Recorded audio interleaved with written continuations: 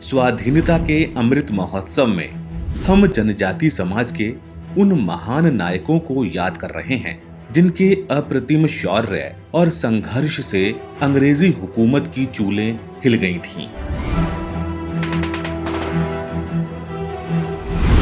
धरती के आबा भगवान बिरसा मुंडा। भगवान बिरसा मुंडा भारत के जनजाति समाज के स्वतंत्रता सेनानी और लोक नायक थे। सिर्फ 25 साल के छोटे जीवन काल में उन्होंने इतने मुकाम हासिल किए जिसके लिए हमारा देश सदैव उनका ऋणी रहेगा। 1895 में बिरसा मुंडा ने अंग्रेजों की लागू की गई जमींदारी प्रथा और राजस्व व्यवस्था के खिलाफ विद्रोह किया। साथ ही उल गुलान यानी जल जंगल जमीन पर दावेदारी की अलख जगाई। यह सिर्फ कोई बगावत नहीं थी, बल्कि यह तो वनवासियों के स्वाभिमान, स्वतंत्रता और संस्कृति को बचाने का संग्राम था। अंग्रेजों के पिट्ठू भ्रष्ट जमींदार व पूंजीवादी बिरसा के नाम से भी कांपते थे। एक बड़े हिस्से के जनमानस में इस महान क्रांतिकारी नायक को भगवान की तरह पूजा जाता है। तिलका मांझी। तिलका मांझी ऐसे प्रथम क्रांतिकारी थे जिन्होंने भारत को गुलामी से मुक्त कराने के लिए अंग्रेजों के विरुद्ध सबसे पहले आवाज उठाई थी। सन 1770 में जब भीषण अकाल पड़ा तो तिलका ने अंग्रेजी शासन का खजाना लूटकर आम गरीब लोगों में बांट दिया। उनके इन नेक कार्यों और विद्रोह की ज्वाला से और भी जनजाति समाज के लोग उनसे जुड़ गए। इसी के साथ शुरू हुआ उनका संथाल हुल यानी कि जनजाति समाज का विद्रोह।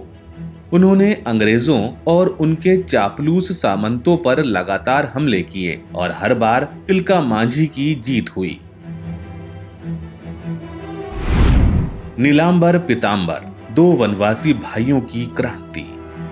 1857 के सैन्य विद्रोह के दौरान नीलांबर और पीतांबर दोनों वनवासी भाइयों ने भोक्ता, खरवार, चेरो और आसपास के कुछ जागीरदारों के साथ मिलकर गुरिल्ला लड़ाई से अंग्रेजों को बैकफुट पर ला दिया था। दोनों भाइयों ने 27 नवंबर 1857 को रजहरा स्टेशन पर हमला कर दिया। यहाँ से अंग्रेज कोयला की ढुलाई करते थे। इससे अंग्रेज बौखला गए। इस घटना के बाद दोनों भाइयों को अंग्रेजी हुकूमत ने अपने कब्जे में ले लिया। लेस्लीगंज में एक पेड़ पर दोनों भाइयों को फांसी दे दी गई।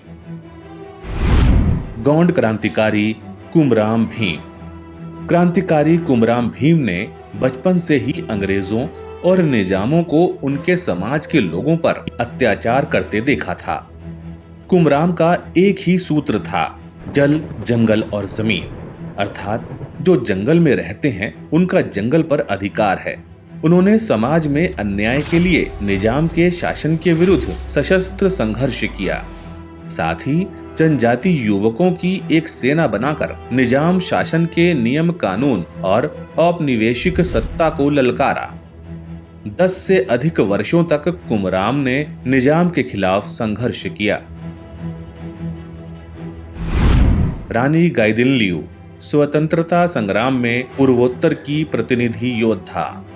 मात्र 13 वर्ष की आयु में अंग्रेजों के खिलाफ संघर्ष शुरू करने वाली नागालैंड की महानायिका रानी गाइदिन्ल्यू एकमात्र ऐसी स्वतंत्रता सेनानी रहीं जिन्होंने सबसे लंबे समय तक कारावास की सजा काटी, जिसके परिणाम स्वरूप उन्हें 16 वर्ष की उम्र में आजीवन कारावास की सजा सुनाई गई।